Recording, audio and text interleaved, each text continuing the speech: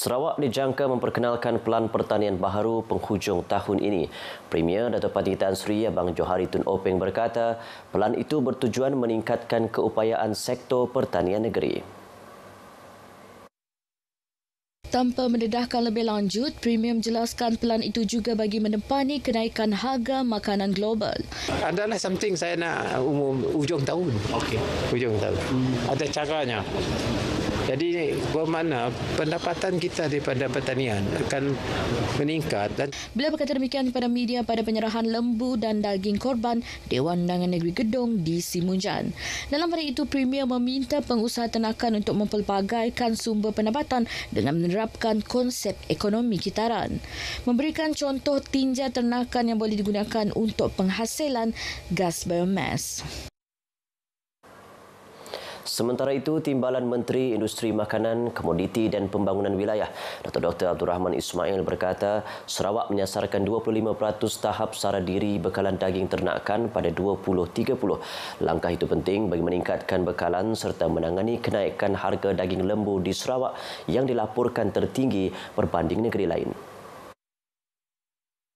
Kementerian Industri Makanan, Komoditi dan Pembangunan Wilayah mempunyai sasaran untuk meningkatkan SSL sara diri bagi daging. Daging ini kambing, kerbau, lembu yang sekarang ini dalam lingkungan 12 ke 13%. Menjelang tahun 2030 kita nak meningkatkan kepada 25%. Kalau dari segi populasi 25% itu bersamaan dengan 60,000 ekor. 60,000 ekor kambing, kerbau, lembu lah. Usaha itu dijalankan melalui pelbagai program. Salah satunya pelaksanaan sistem pawah ternakan lembu melibatkan agensi seperti Lembaga Penyatuan dan Pemulihan Tanah Sarawak, SALCRA. Inisiatif lain termasuk menswastakan beberapa stesen penternakan. Selain lembu, Sarawak juga menyasarkan untuk meningkatkan pengeluaran daging kerbau dan kambing bagi memenuhi permintaan domestik.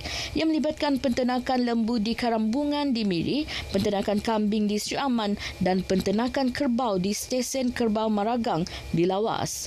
Beliau ditemui media selepas majlis penyerahan daging korban dan akikah Jawatankuasa Tetap Perayaan Islam Limbang di Kampung Bakul, Limbang.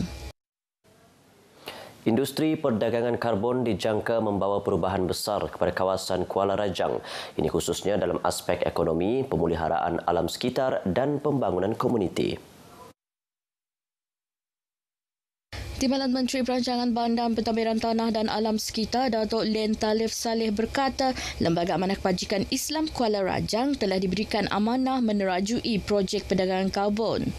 Lembaga amanah tersebut juga telah diberikan permit khas oleh Jabatan Hutan Sarawak untuk membuat kajian stok karbon melibatkan kawasan seluas 30,000 hektar. Usaha itu turut melibatkan kerjasama sebuah syarikat antarabangsa termasuk penglibatan komuniti setempat dalam aktiviti pemeliharaan hutan bakau. Dari segi impak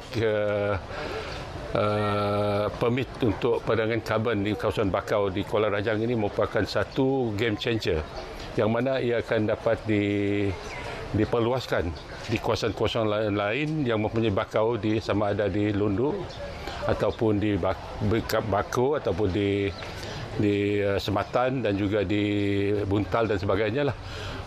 Kerana kalau kita lihat dari segi liputan kawasan bakau di Sarawak, Kuala Rajang lah merupakan liputan yang terluas hutan bakau di Malaysia. Katanya kawasan bakau Kuala Rajang satu-satunya kawasan di Malaysia yang memiliki permit sah untuk perdagangan karbon. Beliau ditemui pemberita pada program Korban Perdana Bahagian Serike di Masjid Al-Mutakin Serike. Aktiviti korban bukan sahaja menjadi ibadah penting umat Islam, malah berupaya memperkukuhkan semangat kebersamaan dan perpaduan masyarakat berbilang kaum serta agama. Ahli Dewan Undangan Negeri Murum, Kennedy Chuk Pai Ugon berkata, ibadah korban yang dijalankan umat Islam dari kalangan saudara kita di penempatan semula bakun di Sungai Asap membuktikan perkara tersebut. Untuk sentiasa bersyukur dan memperkukuhkan ikatan ukhuwah serta kasih sayang sesama manusia. Pada hari yang mulia ini, marilah kita bersama-sama menghayati arti pengorbanan dan mempereratkan lagi hubungan silaturahim di kalangan kita. Beliau berkata demikian semasa menghadiri program ibadah korban anjuran unit saudara kita Sungai Asap di pekarangan Masjid Al-Fatah mengenai banjir kilat yang berlaku 22 April lalu dan menjejaskan kawasan masjid itu. Beliau berkata satu kajian khusus dan tindakan segera sedang dijalankan bagi mengelak kejadian sama berulang. Manakala cadangan pembinaan masjid baharu bagi menampung peningkatan jemaah telah diluluskan oleh Premier Sarawak. Bagaimanapun penilaian semula tapak masjid perlu dilakukan bagi mengelak ancaman banjir kilat pada masa akan datang. Sementara itu, umat Islam di Sarawak terus menjalankan ibadah korban di kawasan masing-masing. Semalam di Bintulu, 10 ekor lembu dikorbankan menerusi program kurban perdana anjuran Pusat Khidmat Rakyat N67 Jepak. Daging korban kemudiannya diagihkan kepada hampir 400 penerima dari beberapa kampung seperti Kampung Jepak, Bandar Bintulu, Kuala Tatau dan Kampung Mualaf di Kuala Segan, Bintulu. Dan kita telah penamakan bahagian untuk 10 ekor lembu tu melibatkan 70 orang lah, golongan Asnaf dan golongan B40. Dan di sini juga kita akan buat agihan lah untuk setiap 26 JKK kampung tu, iaitu untuk 390 orang. Yang kita buat agihan lah untuk program korban pada tahun ini.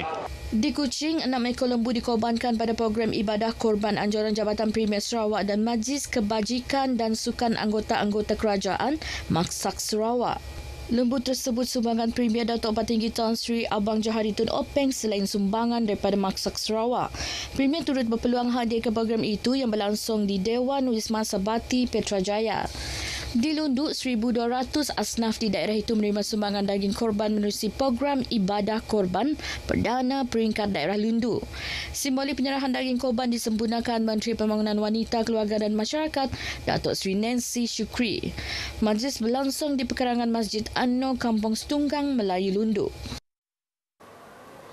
Makmal Diagnostik Veteriner Sarawak mengesan satu kes positif rabies melibatkan anjing liar bagi Minggu 26 hingga 30 Mei 2025.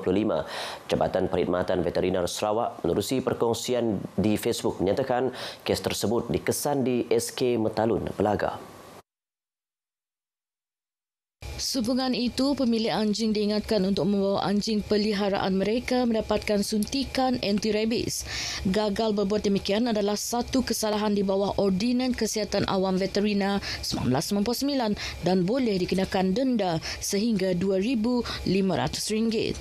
Sementara itu, satu program vaksinasi anti-rabies microchip dan pelesenan anjing diadakan di daerah Limbang pada 13 hingga 15 Jun ini. Program dengan kerjasama Majlis Daerah Limbang, Immune Belt Enforcement Team dan Kementerian Kesihatan akan berlangsung di gelanggang bola keranjang Batu Biah. Sekian berita pagi Sarawak dari Sungai ke Segara, Palestin pasti merdeka. Ikuti Stadium RTM selepas ini untuk perkembangan sukan tanah air dan antarabangsa.